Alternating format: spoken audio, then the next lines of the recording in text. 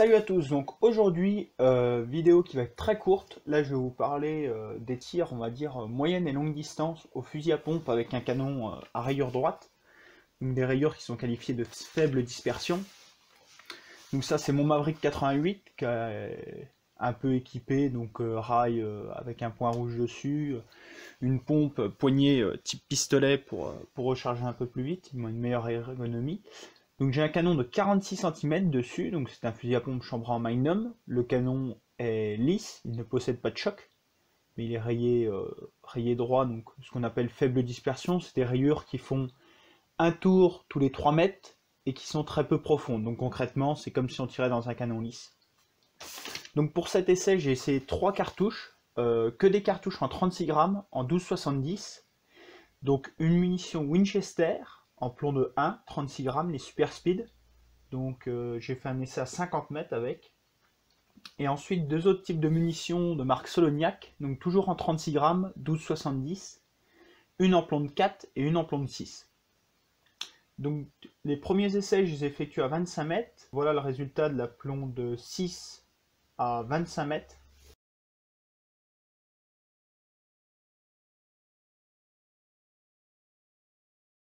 Donc dans une cartouche en plomb de 6, en 36 grammes, à 10 plombs près, on va dire, il y a à peu près 300 plombs dedans. Donc là, sur la cible à 25 mètres, on en a 210. C'est une cible qui fait 69 cm de large et 98 cm de haut. Ça fait quand même déjà une bonne cible. Vous voyez il manque quand même presque 100 plombs dedans, mais il y en a quand même les 2/3 dedans à 25 mètres.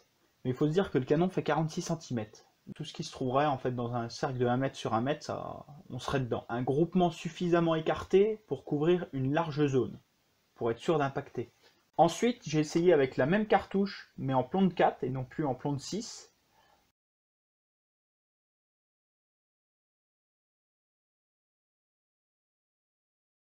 Donc toujours à 25 mètres, j'ai tiré sur la même cible, hein. J'ai simplement retourné la cible, comme ça j'ai exactement les mêmes dimensions. Donc dans une cartouche en plomb de 4 en 36 grammes, il y a 180 plombs, pareil toujours à 5 ou 10 plombs près. Et donc là on a 130 plombs dans la cible, donc c'est bien. Il nous en manque quand même encore entre 50 et 60. Le groupement est pas mal, il y a quand même quelques trous, mais à 25 mètres, on ne peut pas manquer. Si on vise dans la bonne direction, voilà, dans un cercle d'1 mètre de diamètre, on est dedans. Toujours la munition Soloniac, donc voilà les résultats.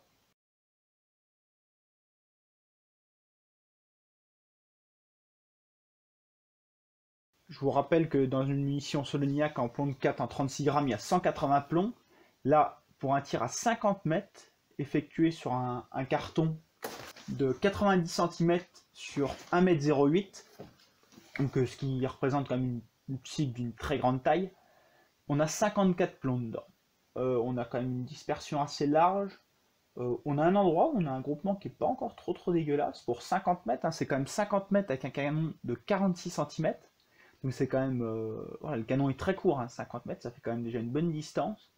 Donc on impacte toujours, hein, on peut atteindre une cible. Et pour finir, donc les résultats.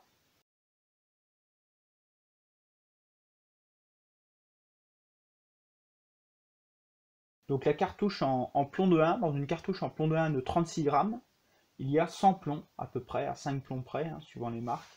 Donc là, la Winchester Super Speed, 41 plombs dans la cible, de 90 cm sur 1,08 m. Donc c'est pareil, c'est quand même très éparpillé, mais on a quand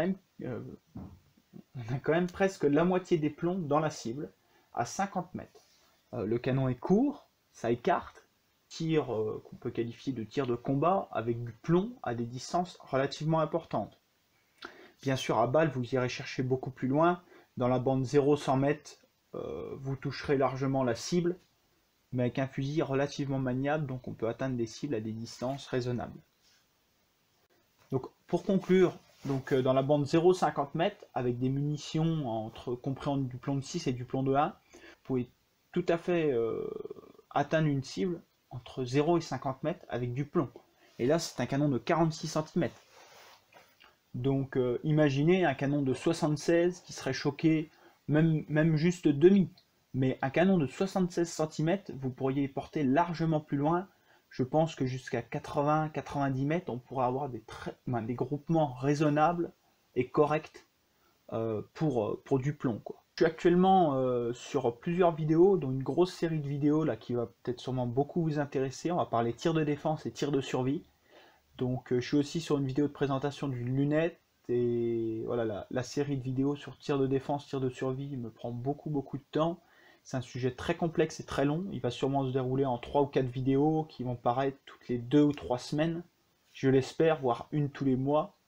Ça risque de faire un peu long, pour vous en tout cas, l'attente. Après, le plaisir est dans l'attente aussi. Mais ça va être une vidéo qui va traiter vraiment du sujet global, et ça risque d'être très intéressant pour ceux qui débutent ou ceux qui recherchent vraiment à prendre le bon compromis. Toujours le choix de pistolet revolver qui est compliqué, le calibre, le port, le drill aussi. Je parlerai beaucoup du drill. Je ferai une vidéo entière là-dessus, savoir driller à l'arme de poing. Je ferai une vidéo aussi du drill au fusil à pompe, rechargement on va dire basique et un peu plus tactique, rechargement d'urgence, maniement de base, etc. Donc voilà. Bon visionnage à tous, bon tir et bon rechargement.